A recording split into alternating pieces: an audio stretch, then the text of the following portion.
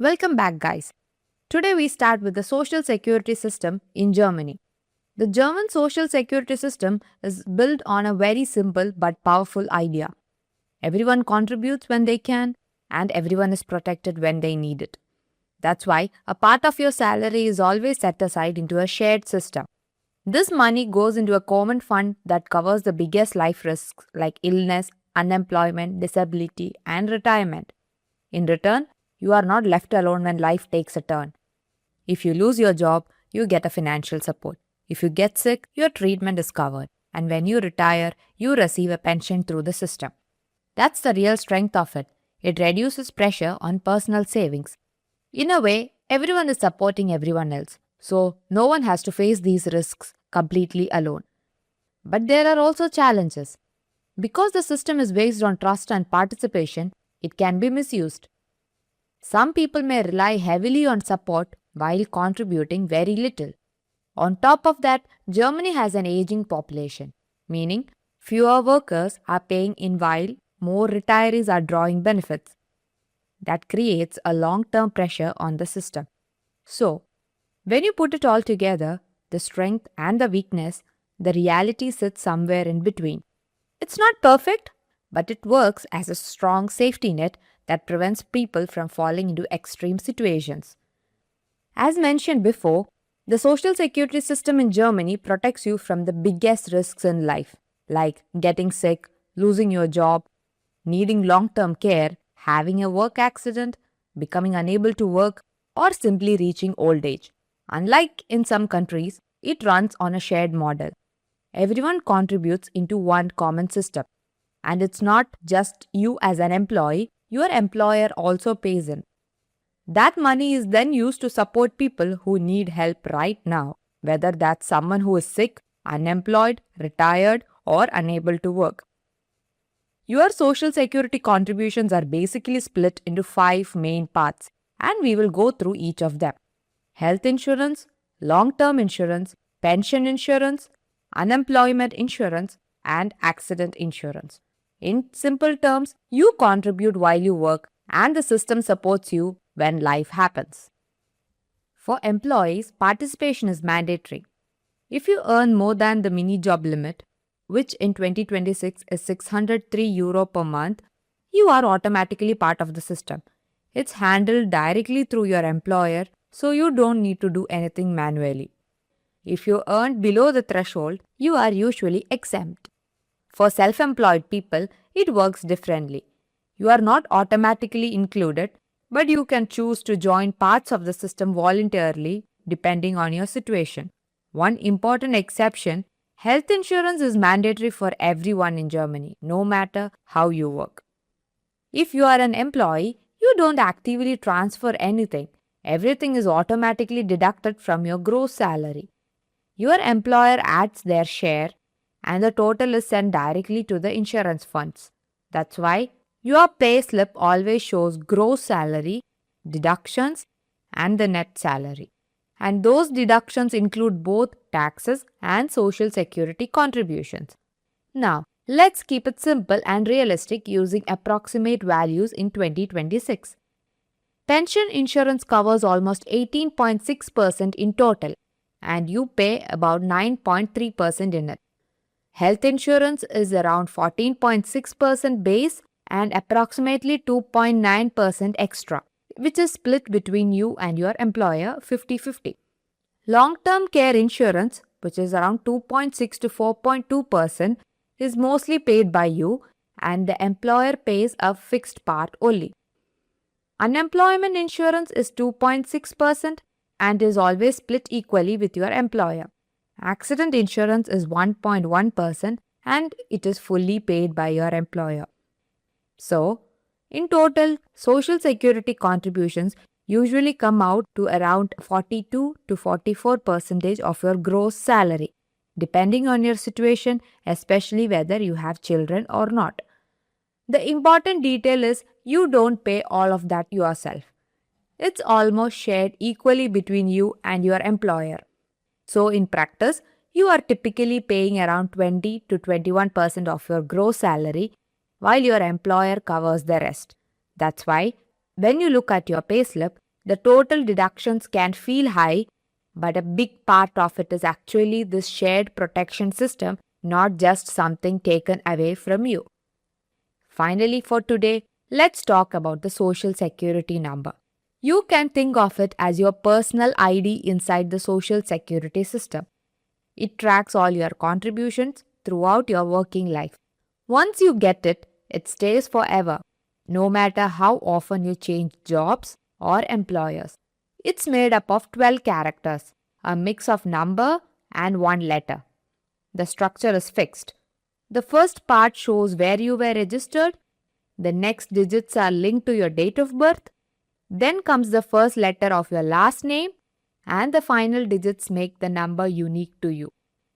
You might hear it referred in very different ways, like Sozialversicherungsnummer, SV, SVNR, or even Rentenversicherungsnummer.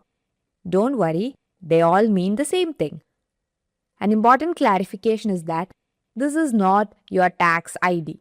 It has nothing to do with taxes, and it is also not your health insurance number.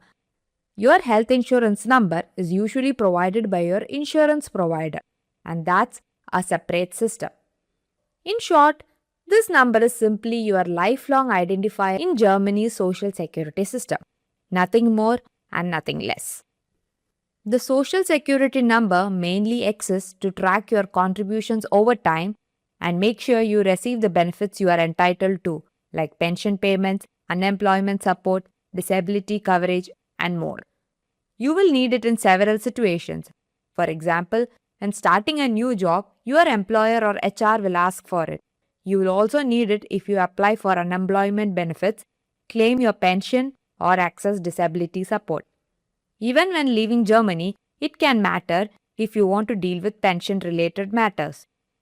And how do you get it? In most cases, you don't have to apply for it.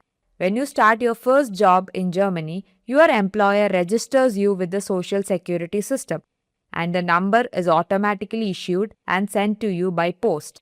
If it doesn't arrive, you can simply contact your employer or request it directly from the official Deutsche Rentenversicherung website. It usually arrives within a few days by mail. If you are self-employed, you typically need to request it yourself, usually through the same process. We will dive into the 5 pillars of the social security contributions in Germany.